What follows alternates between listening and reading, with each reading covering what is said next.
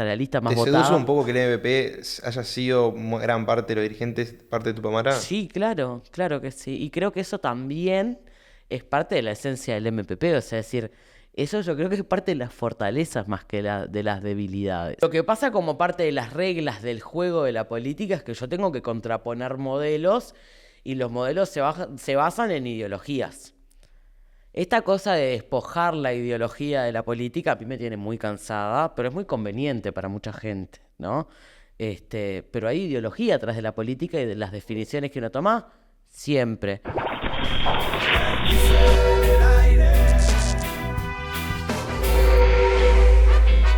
Muy buenas, nuevo capítulo de Vértice. ¿Cómo estás, Enzo? Muy bien, Emiliano. Siempre al firme vos, lo que vamos variando somos nosotros, que Y te vamos bueno, puliendo. es así la cosa. Ahí está. Así es el mundo. Somos los amigos. suplentes nosotros. Bueno, un gusto acompañarte de Muchas vuelta. gracias.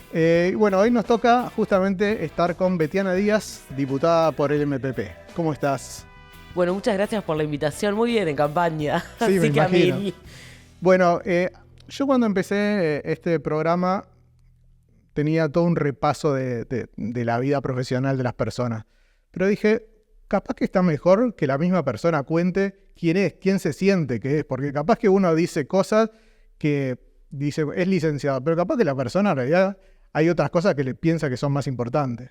¿Quién es Betiana Díaz? Bueno, yo soy una militante política de siempre. Soy una mujer adulta joven, digo yo, porque ya para joven tengo 36 años. Igual que para política sos súper joven. Sí, acá en Acá en Uruguay, Uruguay, ¿no? claro. En Chile los ministros tienen mi edad. Y bueno, siempre he militado como algo que ha estructurado mi vida. Soy una mujer que viene de una familia llena de mujeres muy fuertes también. Y empecé en la militancia sindical, antes que en la militancia político-partidaria. Vengo de una familia no militante, en mi casa nunca nadie militó, solo a nivel sindical. Y bueno, soy la militante de la familia, la militante de mis amigas, y un poco eso es lo que me define ¿Misma también. ideología con tu familia o tenés...? Sí, ¿Sí? en un momento hubo, Discrepancia. antes de la crisis, vallismo colorado, después se transformó en vallismo frente amplista. Pero sí, mi mamá siempre fue muy frente amplista. Yo tengo recuerdos de, más allá que no hubiera militancia en la cotidiana, de ir a mateadas del MPP, de ir al comité cuando venía algún dirigente que querían escuchar, y sí de participar en los actos grandes, ¿no? Eso también. Pero sí, frente amplistas. ¿Y cómo fue esa entrada a la política? Es decir, hacemos una historia ahí media breve de esos primeros pasos en la política. Bueno, te contaba, yo empecé en la militancia sindical, yo empecé a trabajar bastante joven, con 19 años, como primer trabajo formal. ¿Eso qué fue en la universidad? Yo empezaba la facultad en ese momento y me había conseguido un trabajo en un call center, un trabajo part-time, como se vendían en ese momento. Y había llegado a una FUESI, en ese momento no era FUESI, todavía era Comercio e Industria, que se estaba como rearmando y llegué en una época muy floreciente de la federación, porque bueno, se había reglamentado la ley de fuero sindical del 2006, yo llegué en la primera ronda de negociación salarial, en la primera ronda que convocó Tabaré de consejos de salario en el 2008, y llegamos, me acuerdo, con los call centers a la FUESI y nadie entendía nada. Nadie sabía muy bien qué éramos esos regímenes nuevos de trabajo, porque después se llenó, ¿no?, de call. Y bueno, empecé a militar ahí, era delegada de mi sindicato, iba a negociar con la empresa, iba a las tripartitas, militaba en la FUESI.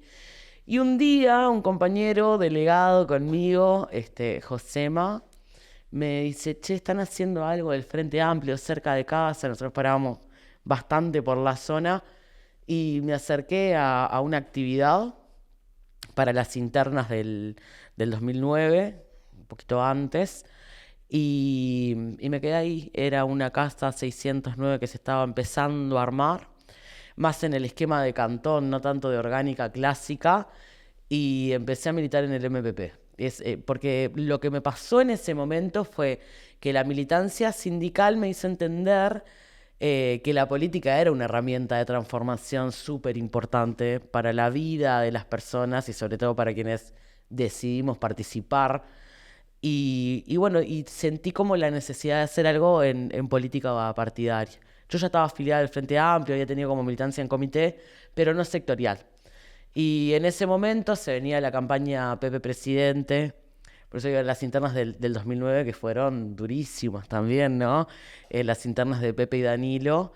Y esa fue mi primera campaña y después no me fui nunca más del MPP, empecé a militar ahí. Bueno, durísima hasta ahí nomás, ¿no? Porque en realidad ganó por bastantes cuerpos. Sí, pero bueno, bastante Come áspera, polarizada. sí. Bastante polarizada. ¿Se acuerdan que además en ese año de campaña se enfermaron los dos? Se enfermó Pepe y se enfermó Danilo.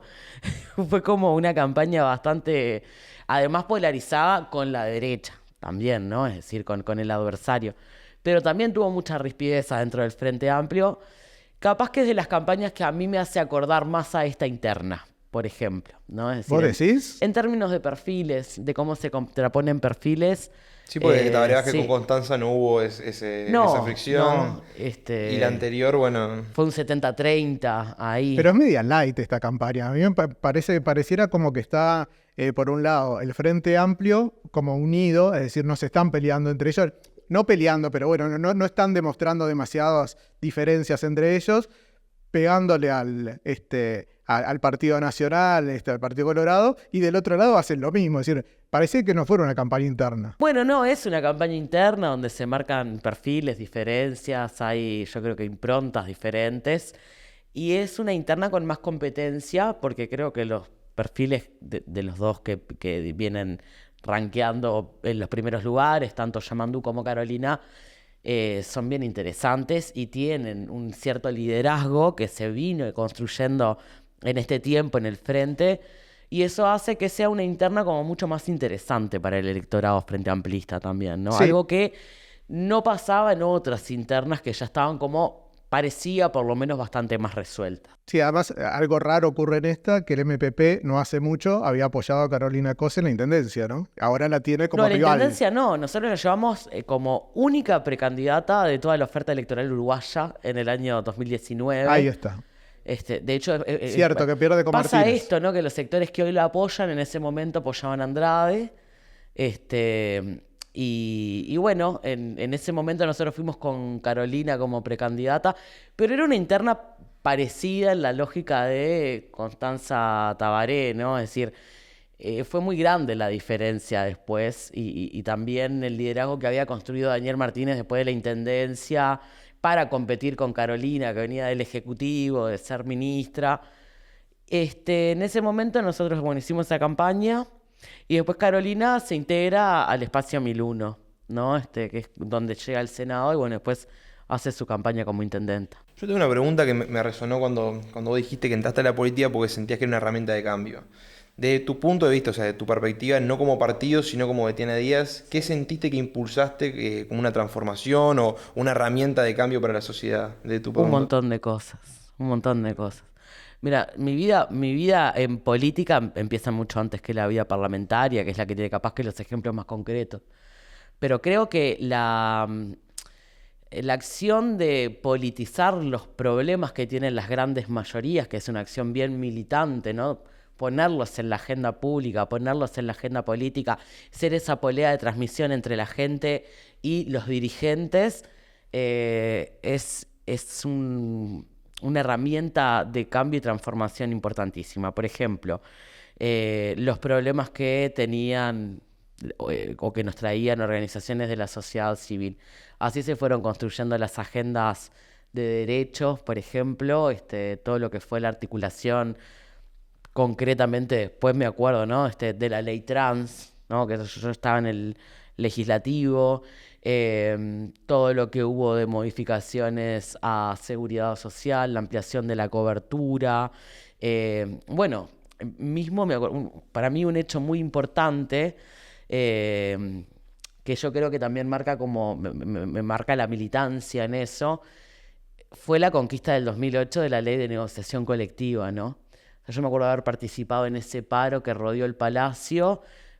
Bonomi era ministro de Trabajo. El Parlamento cesaba como en octubre, por ahí. Y creo que fue una de las conquistas más importantes que tuvo la izquierda y más trascendente en términos de cómo cambió la vida de la gente. Yo me sentí parte de la construcción de ese cambio, por ejemplo. Pero después, bueno, puedo poner otros ejemplos también de cómo trabajamos los temas presupuestales, cómo de alguna forma también organizamos las demandas en los barrios para que sean un tema relevante para quienes ocupan cargos de gobierno y de representación. Ahora, por ejemplo, puntualmente, todo lo que tiene que ver con, bueno, yo estoy trabajando con sociedad civil, con ley de talles, que parece que en realidad son como temas marginales, pero forman como un todo, ¿no? En realidad, cuando vos empezás a ver, todas esas pequeñas agenditas van constituyendo lo que es la gran agenda legislativa y política del Uruguay. Que me gustaría profundizar un poco en la ley de detalles. Muy brevemente, para los que no saben, contar en qué consta y en qué está el tema, ¿no? Mira, la ley de talles es una ley que lo que busca es garantizar algo que no podemos ejercer muchas personas hoy, que es el acceso a la vestimenta para toda la población uruguaya. Esto es una iniciativa que surge de sociedad civil, es decir, no es una idea que nace de ningún legislador o legisladora. En su momento, anteriormente, sí fue impulsado por legisladores del Partido Nacional, por ejemplo, pero en este caso hay un grupo de mujeres activistas que en su momento eran Ley de Talles, hoy son Colectivo Diversa, que empezaron a contactar a legisladores y legisladoras para que Uruguay tuviera una ley de talles. ¿Cuál es el espíritu, digamos? Bueno, tiene como 3 patas. Uno es garantizar el acceso a la vestimenta como derecho para toda la población. Luego, garantizar la oferta de diversidad de talles. Y después eso tiene también algunas expresiones más concretas, como por ejemplo la eliminación del talle único, la creación de un estudio antropométrico de la sociedad uruguaya. Y después también tiene una pata bastante importante que nosotros reivindicamos mucho, que es darle una perspectiva de derechos, ¿no? Y de poner en el centro la salud integral de las personas. Entonces también eso se expresa en algunas acciones concretas que plantea la ley, como por ejemplo eliminar algunas prácticas abusivas en términos de precio para algunas prendas, cuando son más grandes o cuando son más pequeñas, o también el trato digno en tiendas. Pero bueno, nos planteaban básicamente, y esto fue antes de una cierta articulación que logramos hacer, que mejor era que no hubiera ley. Después empezamos a dialogar con los sectores, como por ejemplo con la Cámara de Comercio, con la Cámara de Importadores, y logramos llegar a un consenso de que tenía que haber una normativa, porque este era un problema de la sociedad, pero que, bueno, capaz que había que flexibilizar algunos aspectos. Yo tengo una consulta de la ley específica. ¿Aplicaría para todas las personas que venden industria textil? ¿Cómo sería eso? Bueno, tiene excepciones, por ejemplo, obviamente que la ropa que se hace a medida no, las casas de saldo no, las ferias las dejamos afuera también, no las ferias que son, las ferias permanentes, porque las ferias que son específicas, que en general trabajan mucho con una producción por encargue o que en realidad tienen como una clientela mucho más chica, también se les exigiría, no las ferias permanentes, a esas que son específicas, por ejemplo, las ferias de diseño. Y después lo que nosotros en algún momento hablamos con el sector empresarial fue de poder incluir de repente alguna escala para dejar afuera algunas pequeñas empresas. Pero bueno, en esa discusión se cambia todo el texto, ¿no? Entonces tampoco quedó saldado.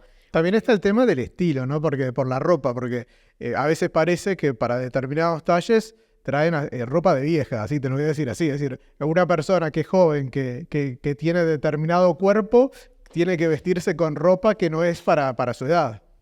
Mira, te voy a decir otra cosa. En realidad, eso también es parte un poco de la concepción de prejuicio que tiene el proyecto, porque también te podría decir, bueno, para algunos talles hay solo ropa de niña, ¿no? Pero siempre está centrada la mirada en las corporalidades gordas. Pero eso, por ejemplo, está relevado en 2 estudios que hace ID Retail, que es una consultora que trabaja con el sector, que publica estos datos, y una de las grandes demandas que hay particularmente en determinadas franjas etarias y en determinados talles, es la ausencia de colores y de estampados. Y esto tiene que ver no solo con una cuestión de tamaño de la prenda, sino con una idea que modela cómo debería ser la ropa que vestís según tu cuerpo y tu edad.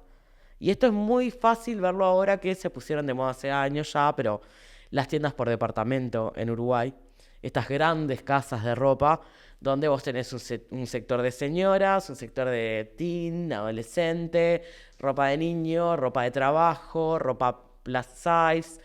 Y ahí, por ejemplo, vos ves entre los sectores orientados a mujeres más jóvenes la variedad de colores vibrantes, de estampados, de modelos, que no podés encontrar en el sector de señoras, que además tienen una distorsión en las medidas, los mismos talles, pero enorme.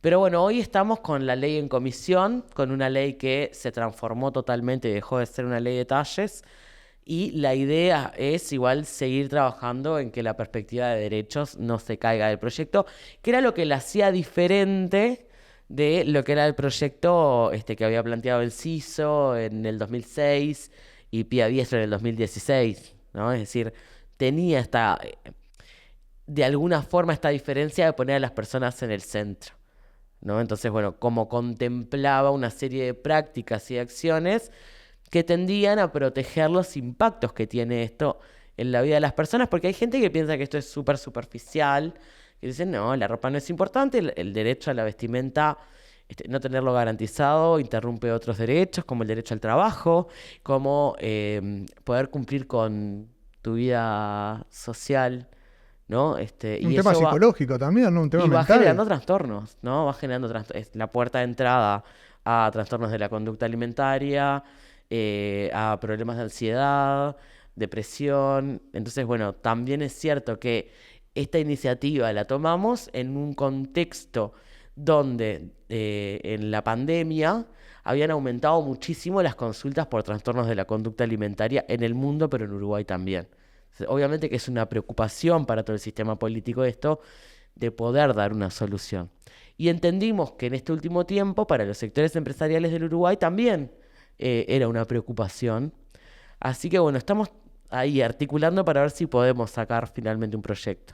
Así que bueno, a esperar. Bueno, vayamos un poco más hacia lo político partidario. Bueno, el MPP tiene un tema que obviamente viene de los Tupamaros. Es decir, uno cuando dice MPP, el grueso de la gente lo asimila con el MLN, con los Tupamaros. Lo cual es un flanco medio débil también a la hora de sobre todo de los golpes de la parte de enfrente, ¿no? La pregunta es cómo se ha ayornado el MPP, que desde aquel MLN a este MPP, ¿qué cambios se han producido? Bueno, yo creo que en primer lugar decir dos cosas, ¿no? El MLN y el MPP son dos organizaciones diferentes. Pero la gente lo asocia a lo mismo. Y te diría, creo que no es un flanco débil, muy por el contrario, toda esa mística que de alguna forma es parte del origen historia del MPP, ha sido lo que hace que el MPP sea la fuerza más votada en el Uruguay hace más de 20 años. O sea, la lista más ¿Te votada. seduce un poco que el MPP haya sido gran parte de los dirigentes, parte de Tupamara? Sí, claro que sí. Y creo que eso también es parte de la esencia del MPP. O sea, es decir, eso yo creo que es parte de las fortalezas más que de las debilidades. ¿Cómo se ha ayornado? Bueno, el MPP ha tenido un montón de transformaciones, también entendiendo que es una organización pensada en otros términos. El MLN es una organización de cuadros y militantes y el MPP es una organización de militantes y de masa. Así fue definido y así fue creado como expresión político-electoral. Y la 609 es mucho más abarcativa todavía, ¿no? Entonces, en primer lugar, pensar un movimiento que se insertara en un frente amplio para trabajar esta idea de hacer crecer el alero del frente y permitir que ese proceso de acumulación política realmente diera los resultados en términos electorales.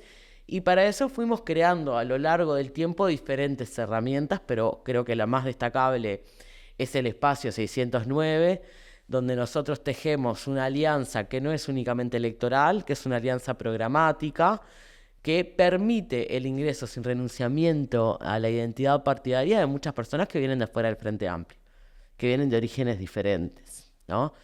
Después también yo creo que la irrupción de nuevas generaciones, ¿no? Después de los fundadores, porque el MPP es una organización muy joven, cumplimos 35 años este abril, y también es cierto que hay una serie de compañeros y compañeras que fueron ingresando capaz que siendo muy gurises, pero que hoy son grandes dirigentes. Pienso en el Pacha Sánchez, por ejemplo, y toda esa generación de compañeros, de la cual me siento parte, ¿no? Yo soy un poco más joven, pero me siento parte de ese proceso de renovación del MPP, que fue generando las condiciones para que las agendas de lo que era el viejo MPP también se nutrieran de otras visiones y otras sensibilidades, ¿no?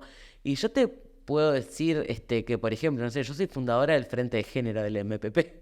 Imagínate lo que fue el primer momento, que primero nos conformamos como Frente de Mujeres, después nos conformamos como Frente de Género, después de dar muchísimas discusiones, y en realidad eso fue generando cambios muy importantes. Nosotros hoy tenemos dirección paritaria, hace 2 elecciones internas ya del MPP. En términos de lo que viene siendo, cómo se fue ayornando el MPP, te podría capaz que plantear algunos momentos importantes que yo creo que es después del 95, cuando de alguna forma grupos que estuvieron también vinculados al MLN, pero que se habían incorporado con un planteo mucho más radical en términos tácticos, políticos, se abren de la estructura. Después hay un momento, terminando los 2000, cerca de la década del 2010, previo a lo que fue la campaña de Pepe Presidente, donde se abre la Capelle y Huidobro, y eso también genera un gran cimbronazo en la vieja dirigencia del MPP, y también de alguna forma fue un proceso que hizo que las dinámicas de discusión y de ingreso de compañeros a los espacios de dirección de la organización cambiaran radicalmente. Y las formas de elección de la dirección.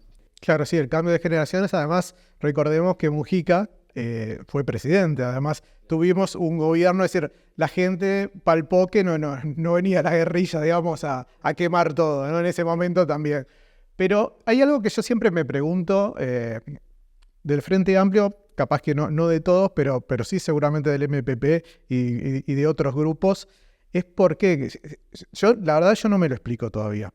Porque todavía cuesta hablar de las dictaduras de Venezuela, de Cuba, cuando en realidad yo lo que pienso es justamente los más afectados fueron ustedes en la dictadura de acá, y que pidieron el apoyo en el exterior de que otros países dijeran es una dictadura. Entonces a veces no me termina de decir, porque es algo bastante fácil de ver y de decir. Sin embargo, hay como, no sé si de parte de todos los integrantes, capaz que es de la vieja guardia, pero es algo que no solamente es raro de ver, sino que además también lo agarra la oposición para pegar.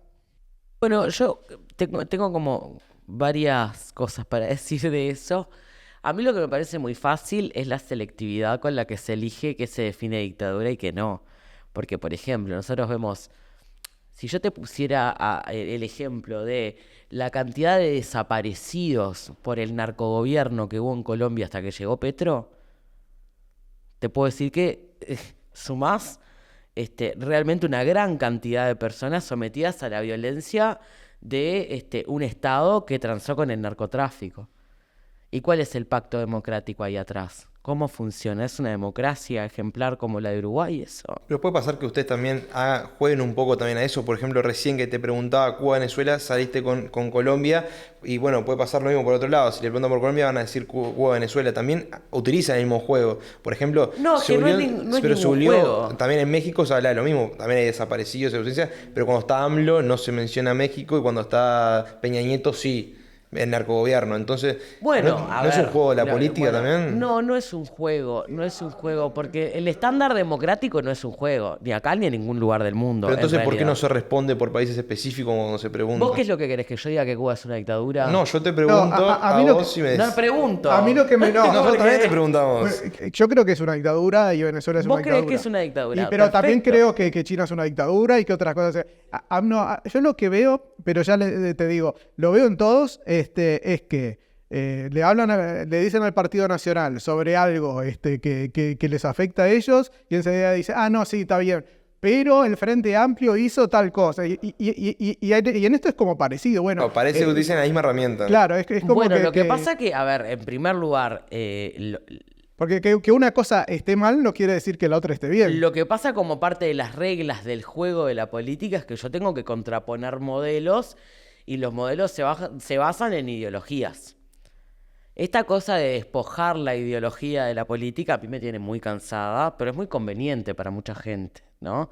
Pero hay ideología atrás de la política y de las definiciones que uno toma, siempre. Entonces, cuando yo discuto sobre la realidad de un país, que no es el Uruguay, que además yo estoy convencida de que para opinar de la realidad interna de algunos países hay que despojarse de los lentes uruguayos, porque Uruguay realmente es un país que tiene de las estructuras partidarias más viejas del mundo. Una estabilidad en su sistema de partidos como hoy prácticamente no hay en ningún país. Que no tiene grandes cambios disruptivos en su sistema de partidos. Capaz que te podría mencionar que los últimos dos más importantes fueron la creación del Frente Amplio y después la creación de Cabildo Abierto de repente, ¿no? Pero que además tiene un estándar democrático que se sostiene en la confianza de las instituciones, en la confianza en las instituciones públicas, que fue algo que construimos desde la reapertura democrática hasta acá y que sostenemos entre todos los partidos. Eso no pasa en la mayoría de los países de América Latina. La gente cree más en la iglesia que en la política. Eso no pasa en Uruguay porque nuestra matriz ballista, estatista, demócrata, hace que eso funcione distinto. Ahora, sí, sobre un mismo problema, yo tengo visiones diferentes.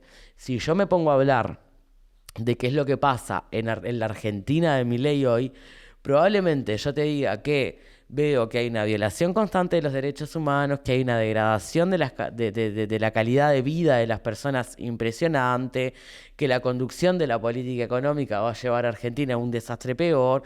Esa es la idea que tengo yo desde mi punto de vista ideológico. Si sentás a alguien de derecha, capaz que elogia a Milei. Entonces, sobre el mismo problema, ideológicamente tenemos visiones diferentes y probablemente las soluciones que pensamos son distintas.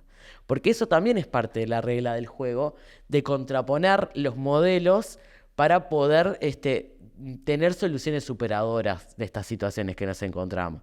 Entonces, cuando hablamos de Cuba o de Venezuela, me parece que aislarlo del contexto político en el que está y de aislarlo hasta del continente y el contexto político de un continente que realmente ha tenido democracias muy débiles, que ha tenido pactos democráticos débiles, que ha vivido permanentemente en situaciones de desigualdad, que permearon además a través del poder las estructuras partidarias y democráticas, bueno, es aislar mucho la discusión en definir dictadura sí o dictadura no. Pero, por ejemplo, haciendo el mismo análisis que acabas de hacer con Argentina o con Colombia, ¿qué opinas de Cuba?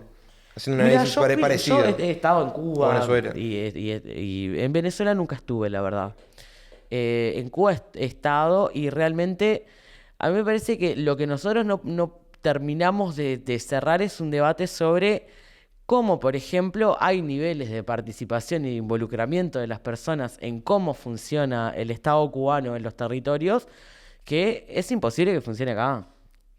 Yo lo escuchaba el otro día el viejo Pepe en una charla que decía, bueno, ¿no? En esta idea de pensar cómo los pueblos van cambiando hasta su actitud y su participación, decía, bueno, ¿y qué éxodo oriental vamos a tener hoy? ¿Quién va a salir a hacer ese éxodo si no hay donde enchufar el celular? ¿No? Y un poco en realidad me parece que también discutir los niveles de participación que hay en Cuba también, porque realmente cuando vos estás ahí te encontrás con que todo el mundo accede a la educación, una educación de muy buena calidad. La mayoría de las personas con las que tú podés hablar han tenido formación universitaria. Porque si El no, día que hacen un ejercicio militar obligatorio, ¿no? Sí, como en Israel, Como decís Israel, vos. por Ahí ejemplo. va. Exacto. Sí, yo en realidad no comparto, porque además mi cultura es antibelicista como se define el Estado uruguayo. Entonces, la verdad, es muy difícil, por eso digo, desde la idiosincrasia uruguaya juzgar eso, ¿no? Pero también, por ejemplo, te pasa que los gurises están todos en la escuela, no hay gurises en la calle. Es cierto que no hay prácticamente gente en situación de calle, que todo el mundo accede a los mismos bienes y que de alguna forma también hay niveles de convivencia y de menor violencia que están asegurados en eso, ¿no? En cómo se organiza la gente en los barrios, en las comunas, en su territorio. Y eso me parece que es profundamente envidiable, porque yo que soy mujer, te puedo asegurar que yo por 18 de julio a las 2 de la mañana, si no hubiera luz, no camino ni loca. Es más, con luz capaz que no camino ni loca. Y sin embargo me pasó de caminar en Cuba tranquilamente. O sea, opinás parecido a lo que hizo la declaración hace poco Micaela Melgar, si no me equivoco, que dijo lo mismo que vos y terminó diciendo no es una dictadura. No sé qué dijo Micaela Melgar ni en dónde. En general puedo compartir, porque compartimos partido Frente Amplio, pero yo no creo que Cuba sea una dictadura. Y creo que hay un debate atrás muy importante sobre justamente con qué parámetros estamos analizando la democracia cubana. Claro, sí. Igual no quiero seguir en esto. Yo en realidad lo veía con el tema de, bueno, de si vos no podés... No me explayé para que me No, está entiendan, bien. Si vos no podés... simplemente. Yo en realidad lo hice como mucho más simple. Si vos no podés votar, todo esto no es democracia, si vos no podés elegir a quien querés porque hay un solo partido o ese tipo, que pasa también en otros países, no te digo que solo en ese. Bueno, en Rusia ya sabemos también lo que pasa. Por eso digo, pero viste que si Entonces, vos hay vas al muchos juego de la países agenda pasa. política Claro. uruguaya, nunca escuchás hablar a Lacalle, que se desesperaba por firmar un tratado que nunca va a firmar con China, ¿tá? Porque en realidad los chinos no están ni enterados, yo creo, de esta negociación. Que lo había empezado Eh, Tabaré Vázquez con la idea. Sí, pero que en realidad salió a decir hace 4 años que él estaba para firmar, porque revisá las versiones de prensa y era Uruguay, estamos ahí, y nunca estuvo ahí. De hecho, en la última rendición de cuentas, recién se había terminado como toda la previa para ver si se podía empezar a negociar un tratado. Hay que ver si los chinos se enteraron todavía. Claro, bueno, sí. Pero digo, cuando permanentemente Lacalle, uno de los temas que mencionaba era Venezuela, jamás hablaba de qué era lo que pasaba con China. Entonces yo creo que tener también doble vara todo el tiempo es muy complicado. Y realmente yo creo que sí, eso empobrece la discusión política, porque yo creo que hay que ponerle siempre un contexto a lo que analizamos, más cuando es la realidad interna de otro país, más cuando se está en cargos de representación y de gobierno, porque yo tengo una responsabilidad con los otros estados, ¿no? A mí me da mucha vergüenza que el presidente haya ido a una cumbre del Parlasur a decir que del Mercosur, perdón, de desviación de parlamentaria del Parlasur, a una cumbre del Mercosur a decir que el Mercosur era un lastre para Uruguay, cuando la mayor parte del valor agregado que Uruguay produce lo coloca en el Mercosur. Es decir, le vendemos más a San Pablo que a cualquier otro país del mundo. ¿Cómo vamos a ir a hacer eso? Entonces, de verdad, yo creo que ahí entiendo lo que ustedes dicen de esto termina como en un Peñarol nacional, y yo creo que ese tipo de formas de debate empobrecen mucho a la visión que tiene la gente en general de los políticos uruguayos. Claro, porque en realidad estos debates no se dan una cosa muy cortita, ¿no? Claro, y además nadie consume un ¿no? debate de 12 Claro. horas de la Cámara de Representantes. Yo te veo un corte de 1:30 en un reel, y yo no veo los TikTok, eso de 10 minutos no me da el tiempo, ¿no? Yo te veo 3 minutos, 2 minutos, después busco la información que quiero o miro debates, pero por lo general la gente está en otras cosas y lo que consume es como los cortecitos que consigue de por ahí, del informativo, de la radio, y a veces lo que tiene más taquilla es lo peor. Yo pasaría horas hablando de esto, pero si no, no vamos a hablar nada de la interna. Volvamos un poco hacia acá. El MPP, Hablaste de celulares y yo digo, bueno, ¿cómo se maneja el MPP ahora en la época de las redes sociales? Hemos visto que varios políticos salen ahora o comiendo comida o haciendo comida. ¿Qué está haciendo el MPP De en todo. campaña? El MP está haciendo de todo. Nosotros venimos haciendo una apuesta muy fuerte a mejorar siempre la comunicación hace muchos años ya. En su momento, cuando la gente todavía era más de entrar a portales web, la página del MPP era de las más visitadas de la izquierda. Eh, y nosotros, por ejemplo, tenemos una estrategia mucho más fresca y llana de comunicación. Si ustedes ven los contenidos que nosotros tenemos, más allá de lo que son después los contenidos más profundos, que son los artículos de los legisladores, de los dirigentes, de los referentes nacionales, los artículos que se levantan de otros medios o documentos programáticos o declaraciones. Bueno, uno cuando revisa las redes del MPP se encuentra con algo que es una marca que nos ha dejado Pepe, que es esto de aterrizar los grandes problemas en consignas muy sencillas, ¿no? Eso es una práctica cotidiana en el MPP y de hecho la preocupación que tenemos todos y todas siempre es esto que es importantísimo para la gente tiene que ser fácil de comunicar y tiene que ser fácil de entender. Entonces, siempre la preocupación está ahí atrás. Nosotros tenemos como varias estrategias comunicacionales, que una es como lo más institucional del MPP, pero luego tenemos, por ejemplo, lo que pasa con gurises del MPP, que es una experiencia súper linda, que es más funcional, ¿no? Que no es tanto parte de lo que es la estructura rígida del MPP, sino que además con la frescura que tienen los gurises, hay otro tipo de contenidos, pero nunca separamos las agendas. Porque los problemas que tienen los jóvenes en el Uruguay son los problemas que tenemos todos los uruguayos, de acceso a la vivienda, de acceso al... Es más, algunos se profundiza más, como por ejemplo el acceso al trabajo. La calidad del trabajo, el salario. La calidad del acceso, el ingreso al mercado de trabajo, la brecha de género, todo se profundiza para los jóvenes. Pero bueno, lo que sí también nosotros usamos todas las redes, tenemos presencia en X, en Instagram, en TikTok.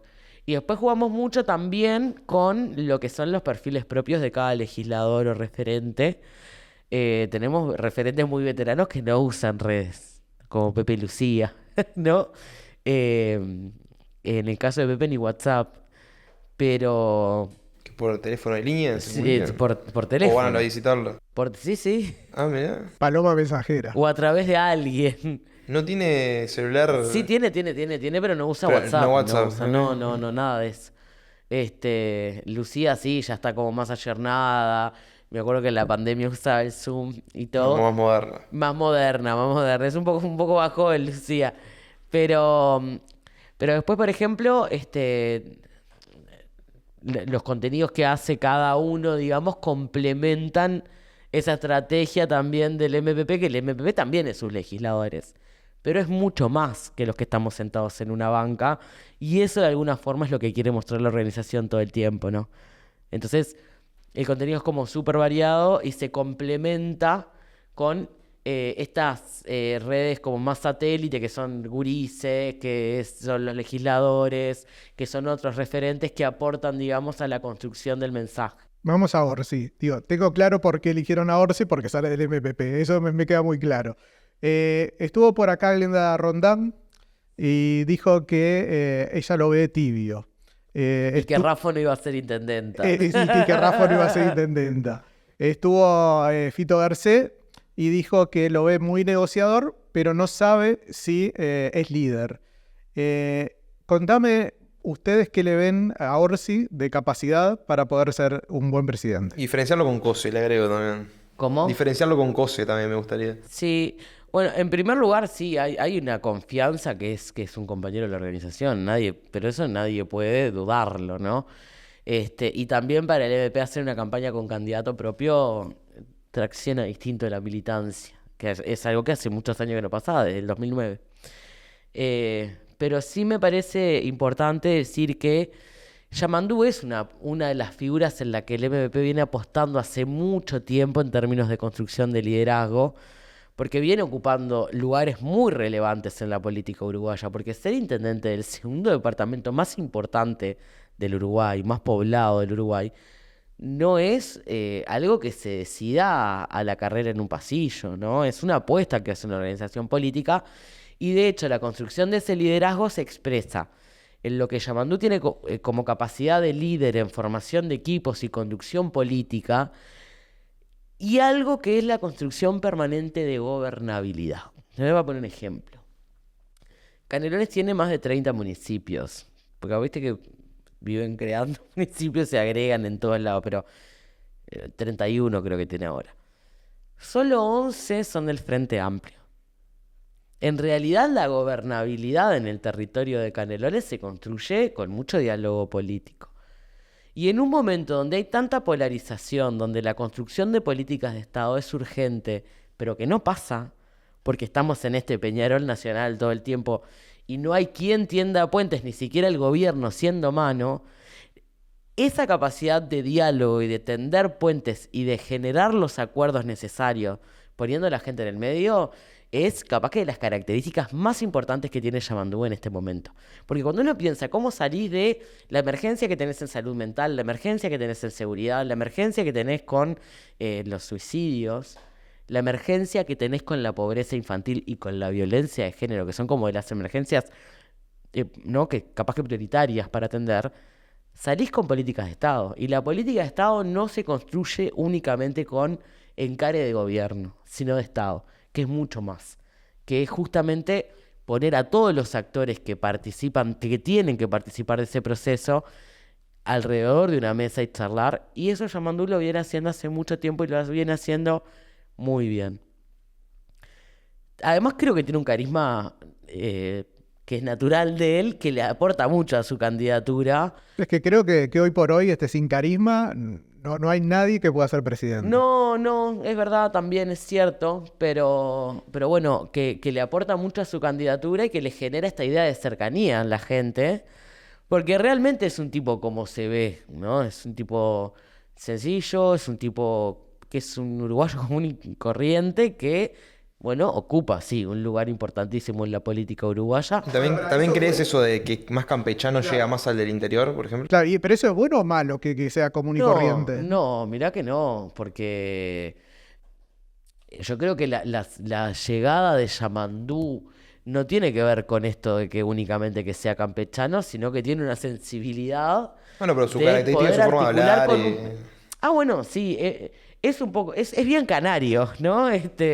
Y es bien canario de Canelones, que tiene, ¿no? Esta amalgama de identidades que el interior del Uruguay tiene también, ¿no? El interior no es una cosa estática y uniforme, es una cosa muy diversa. Nosotros siempre hablamos de los interiores, porque vos te vas de repente al mismo departamento y las agendas locales. Si yo te digo, no sé, Tacuarembó, en Tacuarembó y en Paso No, de los los Toros, problemas son distintos. no tienen obvio. nada que ver, ¿no? Es porque la mirada monteocentrista que tenemos mucho, ¿no? Capaz. Sí, totalmente, totalmente. Y que además es muy rechazada y cada vez más en el interior. Te digo, porque yo hoy me llevo cada palo, ¿no? O sea, ahora que estoy de gira, por parte de los propios compañeros y compañeras, pero que también eso implica un trabajo que Yamandú ha hecho en esto de descentralizar mucho en Canelones, que es justamente generar espacios donde se construye el poder popular, el poder político se descentraliza y llega a los pueblos, la política y la construcción, el diseño de la política tiene una visión desde lo territorial, y eso sí es una impronta que el Uruguay necesita. Que un poco Pepe la marcó, ¿no? Con esto de llevar la UTEC, de profundizar la descentralización de la Universidad de la República, en esto de preocuparse por la creación del Congreso de Intendentes.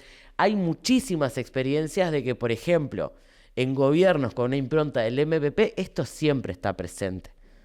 Yo te digo, en contraposición con Carolina, creo que sí hay una agenda mucho más centralista, que está mucho más basado en, capaz que en otras características de la gestión, que tienen que ver con la excelencia en la gestión, que tienen que ver con la capacitación de los funcionarios, que tienen que ver, sí, con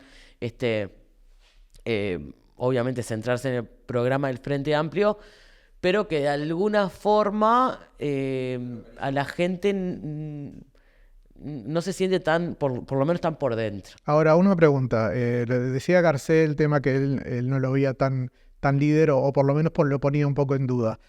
Yo sé que Orsi no es Tabaré Vázquez, es muy difícil llegar a ser Tabaré Vázquez, que tenía una impronta, sobre todo en el primer gobierno, que marcaba lo que había que hacer y bueno, con esa forma. Pero uno lo veía, él se impuso como presidente, ¿no? Él, antes de ser presidente, uno ya lo veía como que iba a ser el próximo presidente porque su postura, todo daba a entender que era presidente. Hizo algo muy parecido a la Calle Pou, cuando gana, que se impone como esa postura. Obviamos obviamente al Pepe, que es una estrella de rock, no hay otro Pepe Mujica, ni difícil que vaya a ver. Sin embargo, por suerte o por desgracia no hay otro Pepe Mujica. Exacto. Sin embargo, no le veo eso a Orsi, ¿no? Tampoco se lo veo a Delgado, por ejemplo, si quisiéramos ver, decir, veo como justamente políticos que en este caso no tienen ese carisma que tenía Tabaré Vázquez o hasta el propio Lacalle Pou, y de imponerse como que uno ya lo veía como presidente antes de ser electo. Bueno, pero los liderazgos se construyen y se construyen también en estas transiciones que hay, ¿no? De las viejas generaciones o de las nuevas generaciones que irrumpen en la política. Yo qué sé, tampoco hubo otro Pepe Valle, tampoco hubo otro Artigas, y sin embargo el Uruguay siguió y emergieron nuevos liderazgos políticos y de conducción, ¿no?, del país. Yo creo que también es un poco injusta esa visión porque, mira, yo tengo 36 años, es decir, yo nací y Tabaré ya está en campaña para la primera intendencia, ¿no?, del Frente Amplio. Y después, durante casi 20 años, fue la cara presidencial del Frente Amplio también, ¿no? Es decir, independientemente del carisma, la calidez, toda la capacidad de Tabaré de conducir ese proceso y de unificar, hubo una serie de condiciones externas también que hicieron que ese proceso se diera. Hoy el contexto político es distinto. Era más complicado ese Frente Amplio también. No, era mucho más complicado, pero también el contexto político y social del Uruguay fue otro, ¿no? El rol del Frente Amplio como articulador, incluso hasta en la participación y la articulación con lo que fue la concertación para el crecimiento, ¿no? Salimos en un momento de crisis total en el 2004 y veníamos de quedarnos ahí nomás en el 99. Pero Tabaré venía siendo la figura del Frente Amplio para todo eso. Yo me acuerdo de eso, ¿no? Para mí siempre fue Tabaré también el presidenciable del Frente Amplio hasta que ganamos. Que yo digo, para el Frente Amplio, gracias a Dios, que en el 99 no ganaron. Bueno. Es decir, yo creo que fue más suerte que otra cosa. Yo el otro día estuvo Esquipani acá y hablábamos un poco de eso. Si hubiera ganado Tabaré Vázquez y hubiera pasado el 2002... Y muy poca gente se salvó del 2002. El primer gobierno del Frente Amplio, que te pase una cosa así, y yo creo que el Frente Amplio se hubiera o desarmado o hubiera perdido muchísimos votos, y no así el Partido Colorado. Bueno, primero es como contrafáctico, sí, ¿no? Obvio. Pero también yo no soy de la escuela de todos hubiéramos hecho lo mismo, porque de hecho los gobiernos de todos los signos políticos han tenido acciones distintas frente a las mismas situaciones prácticamente, ¿no? La crisis del 2002 fue un hecho brutal. Yo no me animo a decir si hubiera sido igual en un gobierno del Frente Amplio. Porque no lo vamos realmente, a dar nunca tampoco. No, por eso, pero además tampoco creo que fuera el gracias a Dios, porque ganó el Partido Colorado y gobernó como gobernó y eligió salvar a los bancos antes que salvar a la gente. Y eso hizo que un montón de gente migrara, que un montón de gente quedara por el camino. Son decisiones políticas de gobierno eso, ¿no? Bueno, no sé si hubiera sido igual, por eso, ¿no? Entonces, pero seguro que no hubiera sido un 2004, ¿no? No, tampoco pienso, por ejemplo, en 2019... que después vino el COVID y vino la sequía y vino la guerra de Ucrania. Y bueno, ahora el conflicto bélico Israel-Gaza. Yo qué sé, de verdad no me gusta pensar, bueno, y porque si el Frente Amplio hubiera hecho lo mismo. No, yo creo que no hubiera hecho lo mismo. Y también me parece que eso, eh, cuidar de las externalidades, del impacto de las externalidades a la población es parte de lo que tienen que hacer los gobiernos, porque problemas del resto del mundo que te influyen tenés siempre, porque Uruguay es un país que es más chico que barrios enteros de San Pablo, ¿no? Entonces, de verdad, yo creo que tampoco se puede hacer esa afirmación, porque se tomaron decisiones políticas muy gruesas en la crisis del 2002 que también nos dejaron donde estábamos, ¿no? Entonces, bueno, la salida, donde obviamente un Frente Amplio con Tabaré Vázquez como líder tuvo un protagonismo bien importante en la reunificación para una refundación nacional. Bueno, fue también parte del proceso que construye el liderazgo de Tabaré, ¿cómo no? Esto se lo planteé a Ferreri porque varios frente amplistas me manifestaron un miedo que ellos tienen, que creo que es razonable, que es el tema de que ni Carolina Cose ni Orsi se han visto debatir. ¿Y por qué es este miedo? Yo creo que viene del tema de Daniel Martínez, ¿no? Es decir, muchos me dicen, no queremos otro Daniel Martínez, pero no por Daniel Martínez persona ni nada, porque Daniel Martínez venía con un viento en la camiseta, parecía que iba a arrasar todo, y en el momento en que empieza a tener debates y a tener entrevistas medias picantes, con las cámaras, sí. Exactamente, empieza a flaquear y termina un poco cayendo.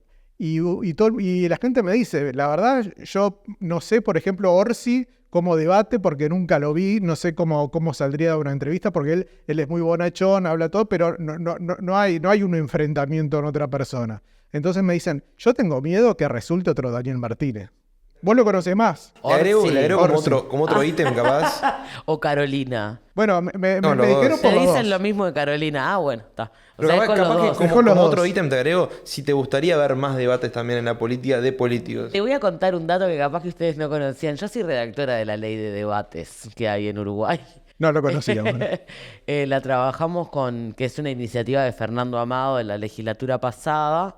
Es la primera ley en Uruguay que empezó a regular los debates y por eso vimos los debates que vimos en las elecciones nacionales la vez pasada, ¿no? Que algunos canales se adelantaron, hicieron en las internas, pero que en las nacionales sí se obliga a poner toda esa infraestructura para poder debatir y tiene algunas normativas, algunas reglas, digamos, de juego bastante interesantes, como por ejemplo la participación de los representantes de la prensa, que esté representada la prensa del interior, que haya paridad en la conducción. Bueno, está bien interesante.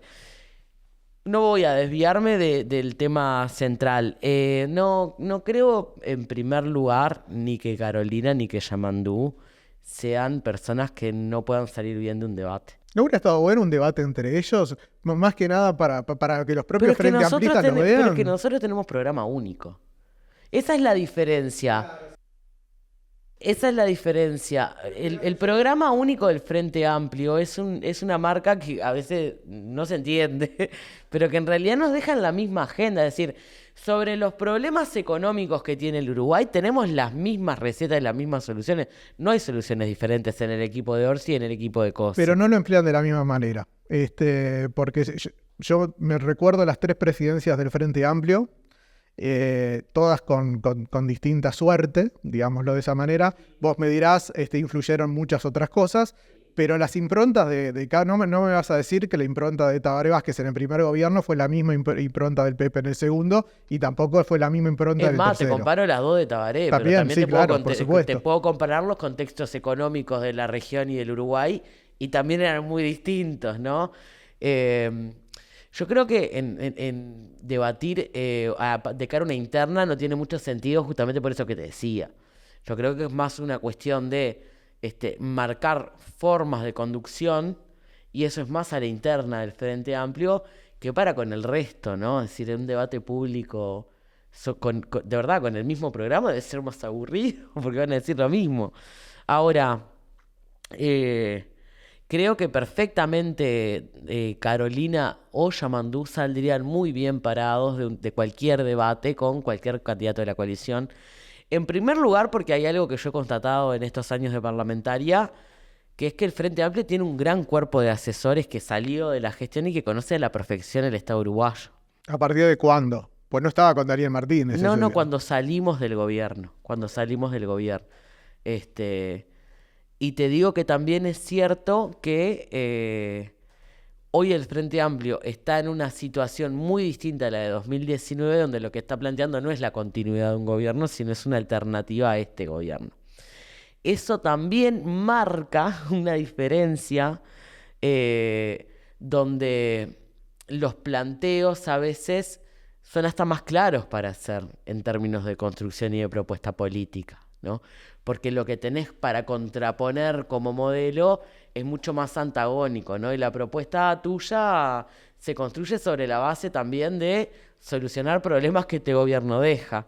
Entonces, bueno, yo creo que ahí hay una diferencia bien importante. Y además, también yo escucho a los candidatos, a los precandidatos. Yo con algunos no me gastaría ni en debatir, pero escucho a los precandidatos de algunos partidos y realmente pienso que eligen mentir o que no manejan la información pública que manejamos quienes nos dedicamos, por ejemplo, a ver cómo se financian las políticas públicas en el Uruguay.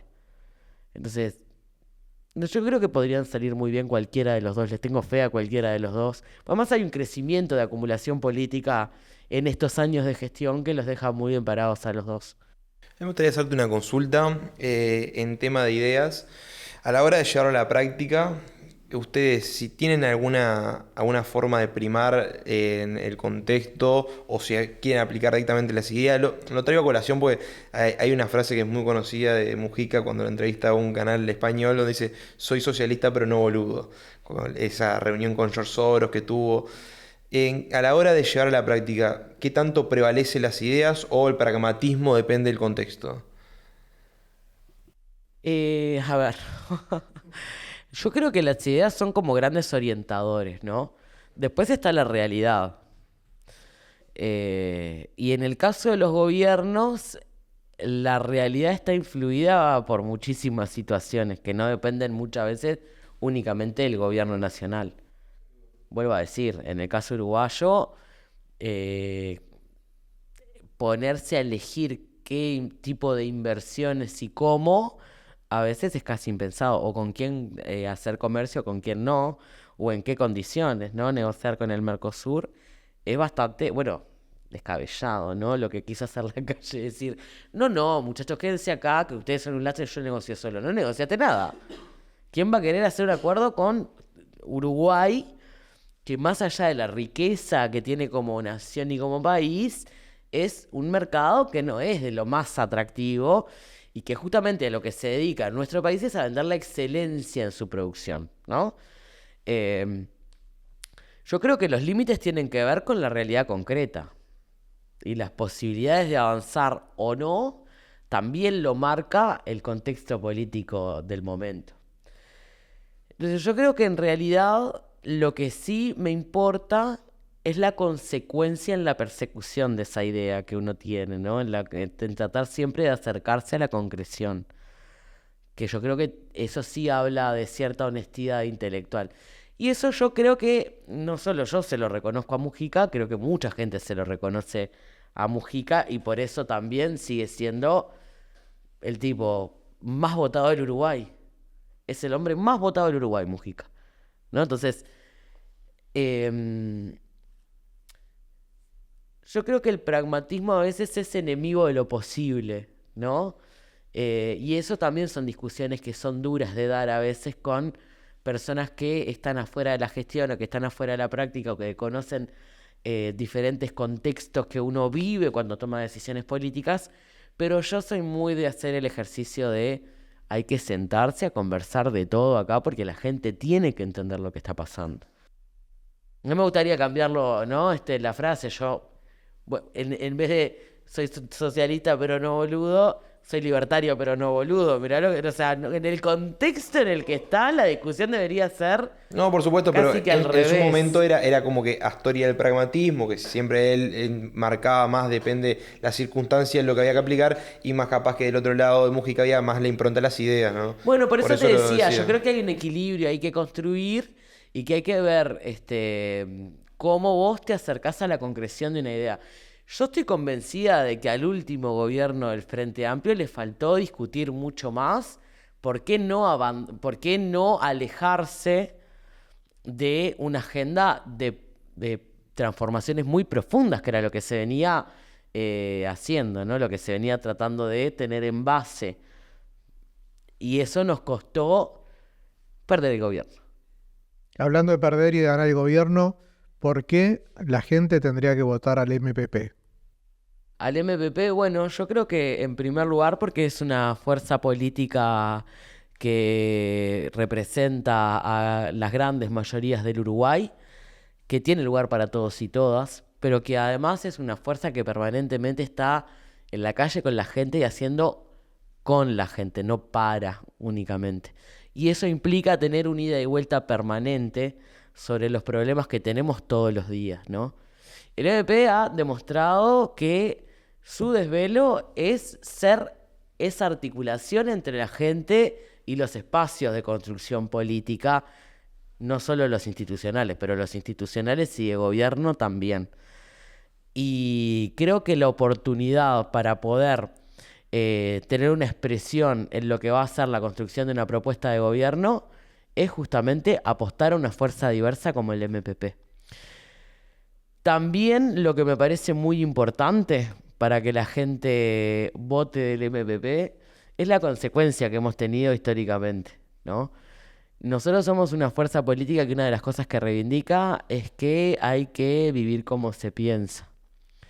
Y eso es algo que tenemos en nuestra práctica como algo muy incorporado, y eso es fácilmente comprobable.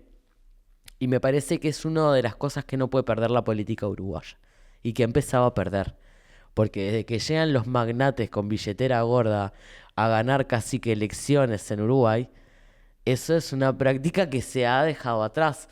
Pero uno antes entraba, yo siempre pongo el mismo ejemplo, uno antes entraba al estacionamiento del Palacio Legislativo y veía cualquier autito como en cualquier barrio, ¿no? Porque la clase política uruguaya era una clase política austera, era una clase política que era realmente representativa de sus votantes. Bueno, yo creo que eso es una práctica que no hay que abandonar y que el MPP reivindica, y eso la gente se lo reconoce. Así que bueno, la invitación también es a votar a una fuerza política que apuesta a que hay que estar al lado de la gente siempre. 609, ¿verdad? Lista 609 y en todos los departamentos 1609 también. Gracias, Betiana. Gracias a ustedes por la Placer, invitación. por acá. Bueno, nosotros seguimos en el próximo programa. Suena la música de Verde.